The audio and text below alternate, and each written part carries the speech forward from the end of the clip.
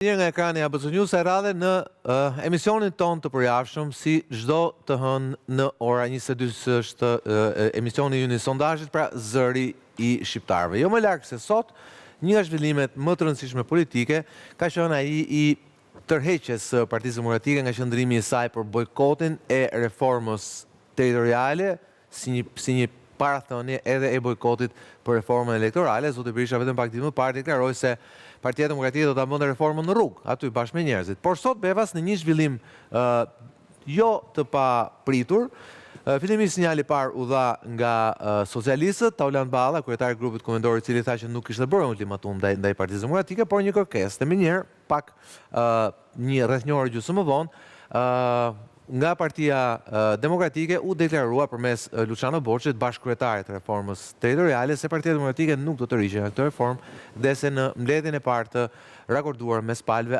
Partia Demokratike do të merrte pjesë. E njëjta gjë dhe për reformën zgjedhore. Dy reforma shumë të rëndësishme, edhe në atë që mazhoranca ka thënë, pra ka paraprirë pra për një reformë të vërtet kushtetuese. Por sigurisht çfarë mendojnë shqiptarët, nëse duhet marrë pjesë dhe opozita në këtë reforma, nëse këto reforma kanë besueshmërinë e duhur. Ky është fokusi i sondazhit sot.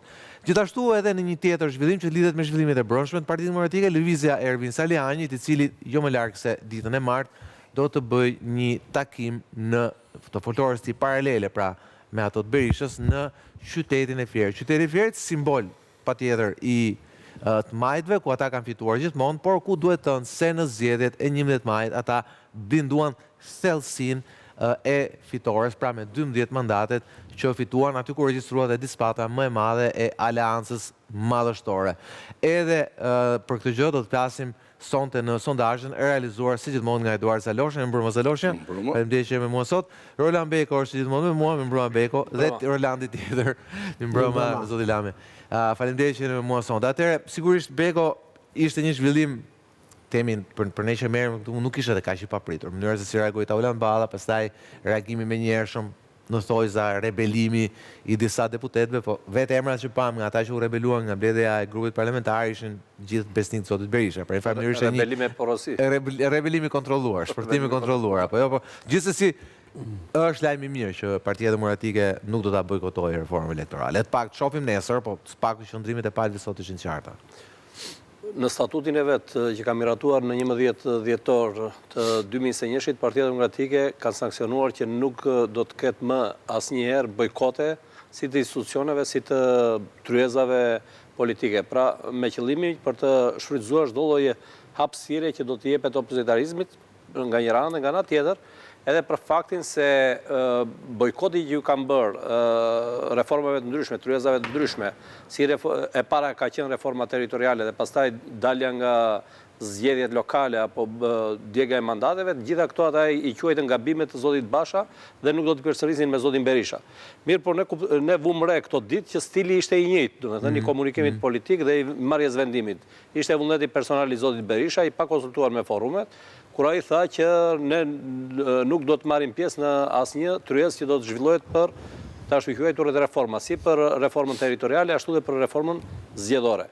Mirë, po kjo bie ndesh natyrisht me frymën që duan ndërtojnë të paktën ata të cilët e mbajnë veten si politikan konstruktiv brenda Partisë Demokratike dhe të moderuar, të cilët thonë edhe në daljet e tyre publike që nuk do të ketë më bojkote.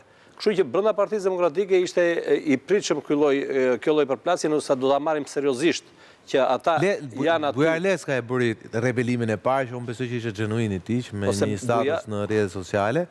Pastaj u bashkua këtij rebelimi, u bashkua te Tritan Shea, kuptohet. Bashkimi i këtij të fundit duket është ajo që ti që është bashkimi Saliut me Bujar Leska. Në kuptimin që Berishës ndoshta i kanë folur të tjerë, por ka parë dhe reagimin mediave, opinionit publike të gjithë, të cilët realisht kanë qenë kundër këtij vendimit të Berishës, por besoj që kjo do ta nxirrte Berishën, do ta nxirrte keq, sepse do të çoheshin pastaj do thoshin o zotëri, po ti deri dje thoje që Basha ka marrë vendime të gabuara dhe i ka marrë në kokën e vet, sepse ka qenë i kapur nga Rama, domethënë i përmendi edhe disa dosje Bashës. Ndërkohë që ti po bën një veprime për cilat e largove atë paraardhësin tënd, edhe sot po bën të njëjtat veprime, do të thënë me kosto të lartë politike për Partinë Demokratike. Në këtë aspekt. Në aspekti tjetër pastaj është aspekt që na tregoi ky lloj qëndrimi. Ky na tregoi paqartësinë totale që ka Partia Demokratike dhe mungesën e strategjisë politike. Pra, PD-ja vazhdon të jetë si në përditshmëri, në një politikë rrethanore sipas rrethanave të ditës dhe nuk ka një strategji të qëndrueshme të saj. Bëri mirë që e ktheu vendimin apo jo, bëri shumë mirë. Duhet marrim pjesë dhe kjo do t'i shërbente, patjetër do t'i shërbejë nesër deri Partisë Demokratike, por mbi të gjitha do t'i shërbejë Berishës. Dhe unë mendoj që Berisha nga njëra anë dhe ndryshimi i tonusit nga Taulant Balla, sepse Taulant Balla para disa ditësh e kishte ultimatum. Po. Nuk e kishte. Sot nuk e kisha ultimatum, e kisha kërkesë. Do të thënë është marrë vesh Damiani me Oertin që të bëhet ky lloj deklarimi me qëllim që të lejohet kthimi i partisë. Edhe për Partinë Socialiste nuk është keq, nuk është mirë që ta bëj reformën vetëm. Pa opozitën. Asnjë reformë nuk është e mirë nëse bëhet në një anshme pasi. Për më tepër që pretendon të shkojnë në Bashkimin Evropian ku i kërkohet dialogu politik. Dialogu politik. Po Berisha do të fitojë diçka tjetër pas kësaj, Ta shikojmë, se po flasim për sondazhin. Sot ju thatë me drejt tregon një paqartësi të leadershipit Partisë Demokratike nëse duhet ndjekë rrugën e bojkotit, rrugën e protestave, apo rrugën e dialogut dhe rrugën e reformave. Por si janë vetë votuesit pra në sondazhin tonë, pra a janë të qartë votuesit për sa i përket çështjes së reformave? Pyetja e parë lidhet pikërisht me këtë. Duhet marrë pjesë opozita në Komisionin për Reformën Territoriale. 77% thonë po, sepse do ta bënte reformën e qëndrueshme. Vetëm 17.6% thonë jo se do t'i shërbente fasad mazhorancës. Zalosha, shpreha fasad e mazhorancës është pak shprehje që e kemi huazuar nga zoti Berisha, po jo? I cili e ka përdorur këtë si tezë pra dhe ne prandaj e vum pra për të kuptuar realisht nëse njerëzit besonin apo jo në atë që thotë zoti Berisha. 17.6% ama vetëm thonë, ndërkohë 5.3% janë të dyzuar. Lami do ta bënte reformën më të qëndrueshme. Shqiptarët janë shumë të qartë apo jo? Përfshirë dhe demokratët, kam përshtypjen. Pjesa më e madhe e demokratëve. Së pari, reforma territoriale është një gjë serioze. Dhe duke qenë serioze, duhet kishte një proces shumë kompleks, me shumë aktor, transparent ndaj publikut, që publiku të ishte i qartë se për çfarë po flitet dhe ku po shkon kjo reformë. Nuk kemi këto kushte apo jo. Të dy.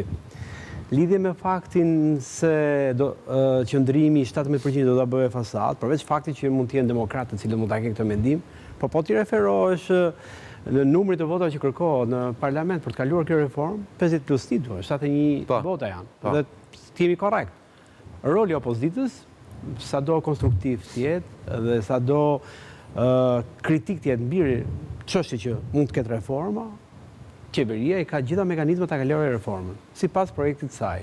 Sepse vota që... por ama e kërkoi pjesëmarrjen e opozitës. Pra, këtë kuptim... E kërkoi për fasad? Në këtë, jo, nuk e besoj... Që reformat keti farë stabiliteti? Nuk e besoj që ka kërkuar fasad, sepse ju e tha dhe me të drejtë, një reformë një anshme nuk është e qëndrueshme, nuk është solide, nuk është afatgjatë, nuk i shërben dhe vetë procesit të andarësimit që kërkohen, jo pa kapitull që preken me proceset e decentralizimit, proceset e funksionalitetit pushtetit lokal, e kështu me radhë. Në këtë kuptim, edhe qeveria ka nevojë për një lloj reforme që në sy të publikut dhe ndërkombëtarëve të duket si një formë konsensuale. Dhe e fundit, fakti që publiku ka një vedije që mbi 75% duhet të jetë dhe roli i opozitës ka të bëjë edhe me traditën që është krijuar tek ne, që reformat e mëdha për të qëndruar dhe për të qenë sa më të gjatë, së paku do të jenë dakordsi mes dy partive kryesore, të cilët kanë pjesën më të madhe në parlament.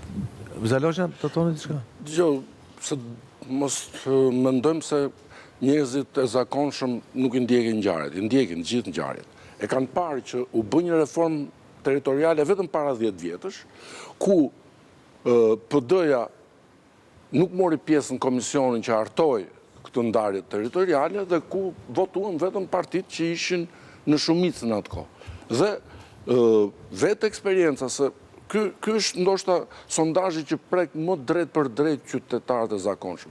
Janë ata që mund të kenë probleme për të shkuar te bashkia e tyre, tek njësitë e tyre pra interesi shumë i madh. Pra është i prek drejt për drejt. Shërbimi shëndetësor, shërbimi arsimor, reforma, ajo harta gjyqësore për harta e gjykatave dhe ajo është. Këto janë me të vërtetë, ky është i problem që e ndjejnë njerëzit dhe ata e kanë njerëzit e kanë memorien shumë të freskët, se 10 vjet para ndodhi ku PD-ja e bojkotoi reformën 12. dhe 11-12 vjet para. do të thonë para një dekade. Jo vetëm e bojkotoi, po